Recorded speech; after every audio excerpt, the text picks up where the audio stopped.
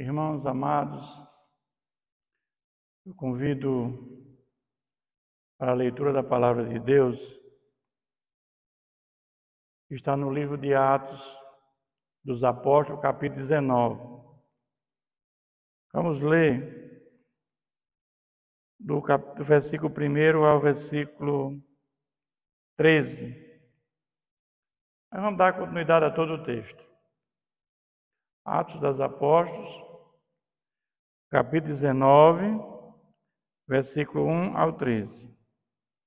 Eu peço aos amados irmãos que após a leitura deixem as suas Bíblias abertas para a continuidade desse texto. Aconteceu que, estando Apolo em Corinto, Paulo, tendo passado pelas regiões mais altas, chegou a Éfeso e, achando ali alguns discípulos, perguntou-lhes: recebeste porventura o Espírito Santo quando crestes? Ao que lhe responderam: pelo contrário, nem mesmo ouvimos que existe o Espírito Santo. Então Paulo perguntou: em que, pois, foste batizados? Responderam: no batismo de João Batista. Disse-lhes Paulo: João realizou o batismo de arrependimento, dizendo ao povo que cresce naquele que vinha depois dele, a saber, em Jesus. Eles, tendo ouvido isto, foram batizados em nome do Senhor Jesus. E, impondo-lhes Paulo as mãos, veio sobre eles o Espírito Santo, e tanto falavam em línguas como profetizavam. Eram ao todo uns 12 homens. Durante 3 meses, Paulo frequentou as sinagogas, onde falava ousadamente, dissertando e persuadindo com respeito ao reino de Deus, visto que alguns deles se mostravam empedernidos e descrentes, falando mal do caminho diante da multidão. Paulo, apartando-se deles, separou os discípulos, passando a discorrer diariamente na escola de Tirano. Durou isto por espaço de 2 anos, dando ensejo a que todos os habitantes da Ásia ouvissem a palavra do Senhor, tanto judeus como gregos. E Deus, pelas mãos de Paulo, fazia milagres extraordinários, a ponto de levar os enfermos lenços e aventais do seu uso pessoal, diante dos quais as enfermidades fugiam das suas vítimas, os espíritos malignos se retiravam. E alguns judeus exorcistas ambulantes tentavam invocar o nome do Senhor Jesus sobre processos de espíritos malignos, dizendo: conjuro-vos por Jesus a quem Paulo prega. Os que faziam isto eram filhos de um judeu chamado Seva, sumo sacerdote. Amém? Senhor, nosso Deus, pedimos, Pai, que Teu Santo Espírito nos dê a compreensão desse texto, Pai, de vital importância para a nossa vida cristã, para o nosso crescimento espiritual, Pai. Porque vimos aqui neste texto, Pai, os poderes que foram conferidos a esse apóstolo, esses homens que tinham uma comunhão verdadeira com o Senhor, que ele, depois que tem esse encontro contigo, ele deixa todo o fanatismo da lei, mas agora ele passa agora a pregar a Tua palavra, Pai, e gozar da intimidade do Senhor e fazer a obra que o Senhor confiou. E possamos internalizar isso no nosso coração, Pai. Oramos em nome de Jesus. Amém. À luz desse texto, eu quero trazer a seguinte mensagem: Paulo, instrumento escolhido para levar o nome de Jesus. Nós vimos na conversão de Saulo, ele tinha carta para perseguir o povo de Deus, o povo do caminho. Do caminho era chamado os apóstolos de Jesus. Caminho era o cristianismo.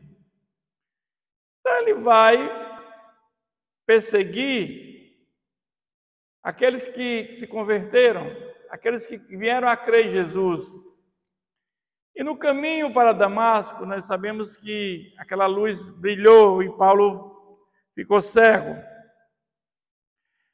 E eu sempre digo que quando nós temos um encontro verdadeiro com o nosso Senhor Jesus, nós voltamos por outro caminho. Nós não voltamos mais pelo mesmo caminho. Mas quando Saulo, que se tornou Paulo depois, teve esse encontro com Jesus, mas o Senhor disse, aquele homem que estava com medo, Ananias, disse, vai, porque este era para mim um instrumento escolhido para levar o meu nome perante os gentios e reis, bem como perante os filhos de Israel. Pois eu lhe mostrarei quanto lhe importa sofrer pelo meu nome. Uma das pessoas que mais sofreram pelo nome de Jesus foi Paulo. Apedrejado, chicoteado, preso, sofreu naufrágio, picado de serpentes. Sofreu muito por conta do Evangelho, como o próprio Jesus fala aqui nesse texto. E o fato é que ele é escolhido para pregar o apóstolo dos gentios. Havia todo o entendimento que somente os judeus teriam acesso. Mas aquela visão de Pedro, nós sabemos que ele teve lá em Jope, aquele lençol que veio do céu flutuando. E ali ele tem o entendimento que Jesus veio para todos, para os judeus e gentios. E este homem passa a ser o maior missionário da história. Esse homem empreende 3 viagens missionárias, fundando igrejas mais diversas, sendo perseguido. Em cada cidade que Paulo ia fundar uma igreja, ele era açoitado, dormia muito em cadeias. Mas ele, como Jesus disse, ele vai sofrer. O que importa é sofrer pelo meu nome. Mas ele passou a ter consciência quem era Jesus depois desse encontro. Assim como nós, no dia que nós tivemos esse encontro com Jesus, na nossa conversão, que recebemos o Espírito de Deus, nós não temos mais medo. Nós sabemos realmente quem é o Senhor Jesus. Mas o fato é que, depois de já final da sua segunda viagem missionária, ele chega a Éfeso, uma cidade importante, uma cidade muita romaria, muita idolatria. Paulo chega a Éfeso. Éfeso, eu diria que foi a cidade que passaram os maiores expoentes. João foi apóstolo, João pastoreou a igreja de Éfeso. Paulo esteve lá, Priscila, Áquila, Timóteo. Os expoentes do cristianismo estiveram em Éfeso. Mas aconteceu que, chegando lá, ele achou alguns discípulos. E ele perguntou se eles tinham recebido o Espírito Santo quando eles creram. E eles responderam que, pelo contrário, nós nunca ouvimos falar se existe o Espírito Santo. Né? Então Paulo perguntou, em quem foste batizado? Eles disseram, no batismo de João. Nós sabemos que o batismo de João era um batismo de arrependimento, e ele preparava o terreno para aquele que viria, que era Jesus, para abrir o caminho para aquelas pessoas viessem a crer em Jesus. O batismo de João não levava ninguém à salvação, mas servia de levar as pessoas a crer em Jesus, aquele que viria, que era o Messias, que era o próprio Jesus. E João vai falar para eles sobre o que João fez. E aquele que vinha depois dele, a saber, Jesus. Então, nós entendemos que Paulo prega para esses discípulos Eu sempre digo que a palavra de Deus, ao ser pregada, o Espírito Santo vem e convence. É o que aconteceu aqui no versículo 4, quando Paulo realizou, dizendo que vinha depois dele a saber Jesus. E depois eles foram batizados tendo ouvido isso, foram batizados em nome de Jesus, Senhor Jesus. O interessante é que eles batizaram, o Paulo batizou esses discípulos em nome de Jesus. Mas o próprio Jesus tinha dito, uma única vez lá em Mateus, e de batizar em nome do Pai, do Filho e do Espírito Santo. Mas você vai ver que tem várias passagens na Bíblia que falam do batismo em nome de Jesus apenas. Eu creio que por estar com Jesus, por orar em nome de Jesus, por curar em nome de Jesus, criou-se uma cultura entre eles. E até o batismo faziam em nome de Jesus. Mas hoje nós sabemos que prevalece o que Jesus falou, batizar em nome do Pai, do Filho e do Espírito Santo. E o fato é que naquele momento eles já tinham recebido o Espírito Santo e receberam o dom, né, do Espírito Santo, o dom de línguas, de falar em línguas. E eram 12 homens ao todo. E esse capítulo começa com esse texto. Mas Paulo, quando chegava numa cidade, ele sempre buscava uma sinagoga para pregar. Por que Paulo fazia isso? Porque o judeu, ele já conhecia a Deus. Ele não tinha conhecimento quem era Jesus. Mas ele sabia sobre Deus. Ao fato que há várias cidades, havia muita idolatria, ele não sabia que era Deus, e a dificuldade era imensa. Então Paulo chega a pregar nessa sinagoga, mas dissertando ousadamente sobre Jesus, e alguns judeus, eles não creram em Paulo.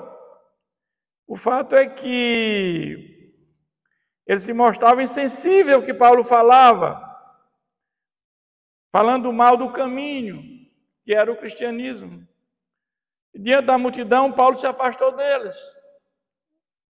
Uma coisa que nós temos que ter consciência é que quando você vai pregar a palavra de Deus, e a pessoa não quer saber de Deus, não perca tempo, meu irmão.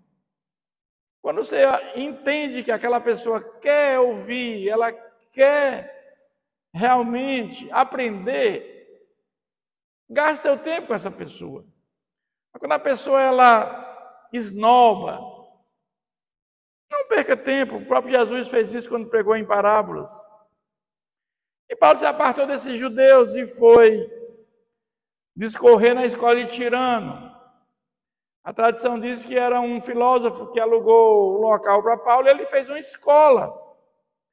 E lá ele foi pregar, né, diariamente nessa escola. E Paulo ficou lá 2 anos, dando ensejo que os habitantes da Ásia ouvissem a palavra do Senhor, tanto judeus como grego. Como Jesus tinha falado, você será a porta dos gentios e de reis. Mas o fato é que Deus, pelas mãos de Paulo, fazia muitos milagres. Como diz aqui no capítulo, versículo 12, a ponto de levar os enfermos, lenços e aventais do seu uso pessoal, diante dos quais as enfermidades fugiam das suas vítimas e os espíritos malignos se retiravam. Então, esse homem era usado por Deus. Mas o fato é que existiam alguns exorcistas ambulantes e tentavam fazer o que Paulo fazia, invocando o nome de Jesus. Só que esses homens eram ímpios, né? Esses homens não tinham nenhuma intimidade com Deus. E o fato é que Paulo, a exemplo de outros apóstolos, realizou muitos milagres e saíram espíritos, né, malignos dos enfermos. Mas a eficácia de Paulo é contrastada com a impotência dos exorcistas, que eles não tinha aquilo que Paulo fazia, eles não faziam. E eram itinerantes, exorcistas itinerantes, e eles começaram a usar o nome de Jesus como fórmula mágica para fazer aquilo. Só que aconteceu que aquelas pessoas que estavam possessas diziam: conjuro-vos por Jesus a quem prega. Porque ele dizia que conhecemos a Jesus e a Paulo, mas vós quem sois? E aí, meus irmãos, e o possessado do espírito maligno saltou sobre eles, subjugando a todos, e prevaleceu contra eles. Desnudos e feridos fugiram daquela casa. Eu sempre digo que não enfrente o inimigo desarmado. Enfrente o inimigo cheio do Espírito Santo, cheio do poder de Deus. Porque nós temos força suficiente para sobrepor as forças do mal. Esses homens eram exorcistas ambulantes, mas foram enfrentar o inimigo no nome de Jesus, eles não tinham poder nenhum. Eram ímpios. Mas usaram aquilo que, quando Paulo falava em nome de Jesus, eles escutaram Paulo falar aquilo, e usaram a mesma expressão de Paulo. Eles não tinham um relacionamento com Deus, nem o poder do Espírito Santo habitavam neles. Mas o contraste entre Paulo e os exorcistas não passou despercebido pela população, pelo povo de Éfeso, tanto entre judeus e gregos. O temor resultante fez com que o povo honrasse e respeitasse o nome do Senhor Jesus. Então, cada vez mais, eles honravam o nome do Senhor Jesus e eram engrandecidos. Muitos creram e vieram confessando, denunciando publicamente as suas próprias obras. Havia muitos que praticavam mágicas e viram que eles eram ilusionistas. Eles viram o que Paulo fazia, que era o Deus de Paulo era um Deus verdadeiro. E eles mandaram queimar seus livros, né? E creram em Jesus. Mas o fato é que Paulo ele envia a Macedônia, Timóteo e Erasto, e ele diz que ele vai a Roma, importa ir a Roma. É evidente que Paulo quer ir por Jerusalém primeiro. Nós sabemos que em Jerusalém Paulo teve problemas, ele foi preso em Cesareia por 2 anos. Tentaram matar Paulo por 2 vezes, fizeram lá armadilhas para matar Paulo. Mentiram contra Paulo, dizendo que ele profanou o templo, porque uma pessoa de Éfeso esteve com Paulo lá no templo, ele não esteve. Então nós sabemos que mais Paulo queria ir a Roma, porque Roma era a maior cidade daquela época. E o próprio Jesus tinha dito que ele pregaria para gentios e reis. Paulo tinha uma coisa interessante, ele tinha cidadania romana. Cidadão romano, quando ele condenado, poderia apelar para César, para o imperador. Então, tudo isso é a mão de Deus de forma visível, mostrando que Paulo, dos apóstolos, dos 12 apóstolos, era o único que tinha essa condição de recurso, de recorrer ao imperador, era Paulo, para chegar até Roma e lá pregar. Mas o fato é que nessa cidade de Éfeso, quando o Paulo começa, que muitos se convertem ao cristianismo, muitos veem o poder de Deus sendo manifestado através de Paulo, muitas curas, pessoas doentes, enfermas, possessas, e todos sendo curados, viram que aquele ali era o verdadeiro Deus. Aquele que Paulo pregava era o Deus verdadeiro. Aquela cidade tinha uma deusa chamada Diana, de Artemis, templo de Artemis, que era a idolatria reinante ali na Ásia como um todo, mas não tinha poder nenhum. E quando Paulo chega, a palavra de Deus chega, muda a conjuntura daquela cidade, E muitos deixam de seguir aquela deusa agora para seguir o Deus de Paulo, que é o nosso Senhor Jesus. Mas o fato é que tinha alguns ourives, e um deles era Demétrio, que causou grande tumulto na cidade acerca do caminho do cristianismo, porque ele fazia nichos da deusa Diana e vendia naquela região, e muitos também viviam disso. É como você vê as cidades do mundo inteiro que tem romarias, que vivem daquilo de nichos. No Brasil nós temos várias cidades, também no exterior. E o fato é que eles convocam, juntamente com outros que também faziam nichos, colega de profissão, e diz: Senhores, sabeis que deste ofício vem a nossa prosperidade.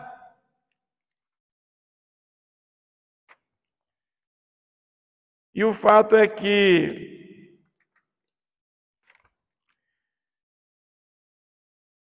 estáis vendo e ouvindo que não só em Éfeso, mas em quase toda a Ásia, Paulo tinha pregado esse Deus, esse nosso Senhor Jesus, em várias cidades. Paulo, onde chegava, plantava uma igreja e deixava discípulos. E quando havia uma contenda, quando havia uma heresia, Paulo escrevia uma carta para reforçar que eles permanecessem firmes. Paulo escrevia para aqueles discípulos daquelas igrejas, para que eles ficassem firmes, permanecessem na fé. Mas o fato é que ele vai dizer que não só em Éfeso, mas em toda a Ásia, Paulo tem persuadido, Paulo tem convencido e descaminhado muita gente, afirmando não serem deuses que são feitos por mãos humanas, está no versículo 26. Aquelas nichos feitos por mãos humanas não são deuses. Tem olhos, mas não vê, tem boca e não fala, tem ouvido e não ouve. Mas Paulo, ele está pregando o evangelho, Paulo está dizendo e mostrando na prática o Deus que tem poder é o Deus que é criador de todas as coisas. Esse Deus que Paulo está dizendo. Mas a própria população está vendo que essa deusa Diana não tinha poder nenhum, porque aquelas enfermidades não eram curadas. E no 27 ele vai dizer: não somente há o perigo de nossa profissão cair em descrédito, como também o do próprio templo da grande deusa Diana ser estimado em nada, não tem mais nenhum valor, e destruída a majestade daquela que toda a Ásia e o mundo adora, essa deusa. O templo de Artemis era conhecido na Ásia inteira, e tinha sempre, 2 vezes por ano, eram realizados festas sofisticadas em honra a essa deusa, com apresentações musicais e teatrais. E o templo de Artemis em Éfeso era uma das 7 maravilhas do mundo antigo. E as conversões ao cristianismo claramente prejudicavam o culto dessa deusa, porque a atividade econômica estava associada a ela. Como ela caiu no descrédito por conta dos poderes manifestados em Paulo através do Senhor Jesus, ficou evidente também que Paulo não tinha cometido nenhum crime. Paulo estava pregando o Deus verdadeiro. Mas o fato é que aquela atividade estava ameaçada, né, pela pregação de Paulo acerca da fé no Deus único, e promoveu uma grande revolta ali naquele local. E os modelos de prata da deusa Artemis eram cunhados em Éfeso. Estatueta da deusa, eram usadas em procissões cívicas, até hoje eles vendiam aquela estátua. Mas o fato é que há uma grande balbúrdia, e vamos ao anfiteatro. O anfiteatro era um lugar em Éfeso que discutiam aquelas questões Paulo esteve lá, João esteve lá. O anfiteatro era um lugar que se reuniam para as discussões. E o fato é que as discussões acaloradas e os governantes lá da província, eles chegaram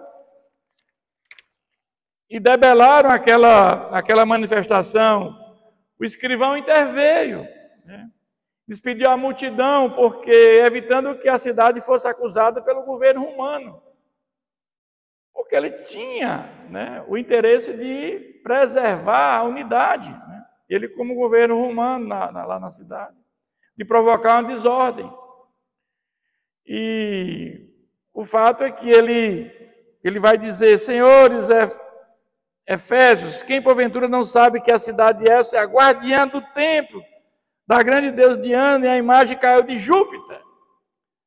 Há uma tradição que diz que essa estátua da deusa Diana, ela foi uma pedra que caiu do céu, do meteorito. E lá eles lapidaram essa pedra e fizeram essa imagem.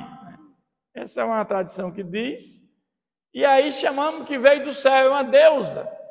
Mas foi feita por mãos humanas. Pegaram uma pedra, um meteoro, e lapidaram, que era a figura de uma deusa, Diana, né, no tempo de Artemis. Então, meus irmãos, e aí ele resolve essa questão, né? Não podendo ser contraditado, convém que mantenhais calmo e não façais precipitadamente, porque esses homens que aqui trouxestes não são sacrilégios, nem blasfemam contra a nossa deusa. E aí eles dissolvem a assembleia. Mas o fato eu quero concluir dizendo que Paulo tinha plena consciência que Jesus o escolheu como instrumento para levar seu nome aos gentios e reis. Paulo tinha essa consciência. E foi dito isso para ele. Jesus sabia que Paulo também era um cidadão romano. Logo ele poderia apelar para Roma e chegar até Roma e levar a mensagem dele para os reis e pregar as boas novas para a maior cidade do mundo. Então, os planos de Deus são insondáveis, meus irmãos. São insondáveis. Só Deus sabe. A palavra de Deus diz que o homem vê a aparência, mas somente Deus vê o coração. Isso é tremendo. Porque Deus sabe tudo sobre a nossa vida, tudo. Jesus mostrou a Paulo, naquele momento da convenção, o quanto ele sofreria por causa do nome de Jesus. E Paulo passa de perseguidor a ser perseguido. E assim somos nós, que hoje damos continuidade à obra do Senhor. Nós somos comissionados a levar a mensagem salvífica de Jesus para todos os recantos deste mundo, porque sabemos que através da palavra de Deus sendo pregada é que há conversão, porque ela ilumina a mente das pessoas e o Espírito Santo faz a obra regeneradora. Essa é a nossa missão, meus irmãos. Nós não temos poder de convencer ninguém, quem convence é o Espírito Santo. Mas que possamos fazer aquilo que Deus nos confiou, com intrepidez, sem medo, com coragem, destemidos, sabendo que se estamos aqui, é porque nossa missão ainda não terminou. Que Deus continue nos abençoando.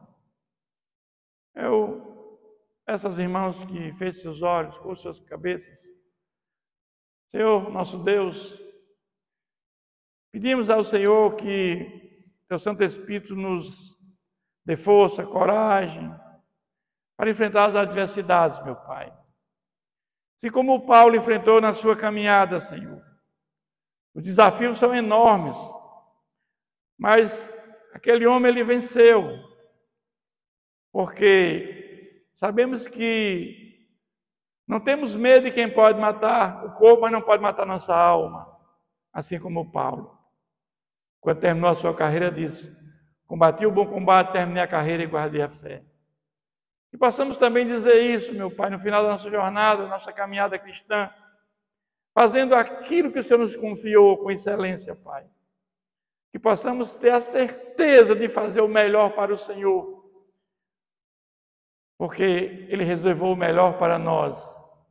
Nós temos uma herança reservada para nós, que é o novo céu e a nova terra. Fica conosco, nos abençoa, meu Pai. Em nome de Jesus, amém.